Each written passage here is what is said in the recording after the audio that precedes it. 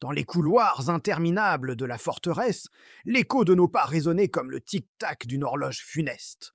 Le poids de ce que nous venions de faire, de ce que nous étions devenus, semblait s'infiltrer dans la pierre même des murs. Chaque recoin sombre paraissait nous observer. Chaque courant d'air portait en lui un murmure de jugement.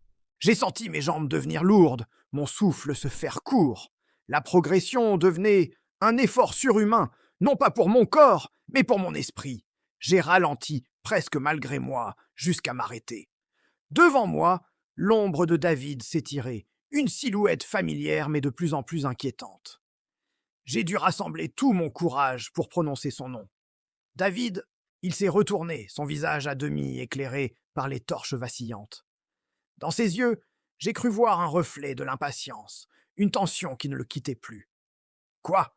Sa voix était plus tranchante que d'habitude. Il n'avait pas le temps pour les d'état d'âme. Pas maintenant.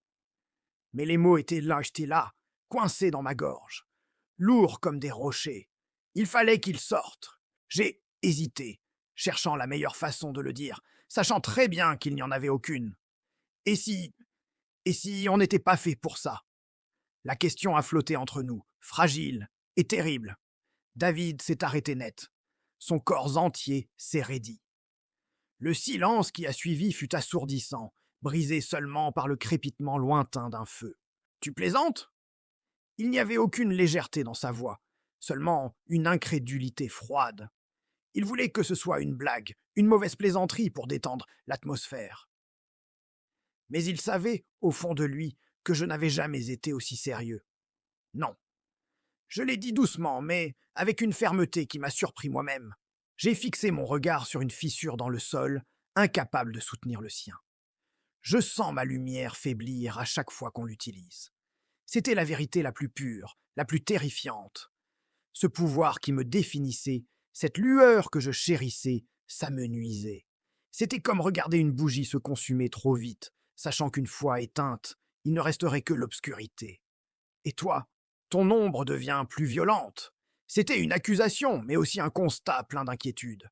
Je ne le jugeais pas, j'avais peur pour lui, peur de ce que cette noirceur dévorante faisait de mon frère.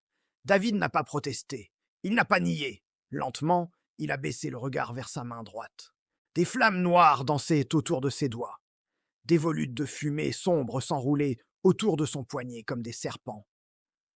Ce n'était plus un pouvoir qu'il contrôlait, c'était une partie de lui, une partie sauvage et affamée.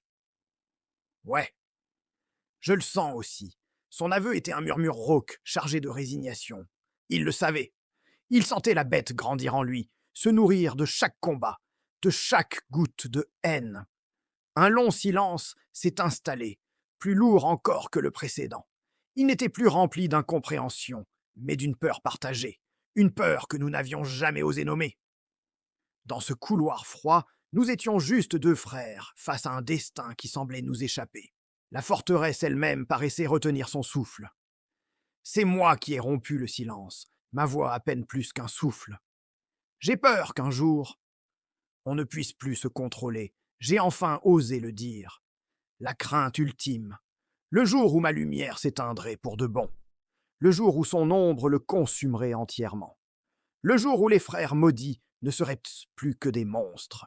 J'ai senti une pression sur mon épaule, chaude, ferme. David avait posé sa main sur moi. Un geste simple, mais qui a ancré ma conscience vacillante dans le présent. J'ai relevé la tête pour croiser son regard. L'impatience avait disparu, remplacée par une détermination farouche, la même que je connaissais depuis notre enfance. Tant qu'on est ensemble, ça n'arrivera pas. Ces mots étaient un serment, une promesse forgée dans le feu et l'ombre, une ancre dans la tempête qui faisait rage en nous. C'était sa façon de dire qu'il me protégerait de lui-même, et que je devais le protéger de moi.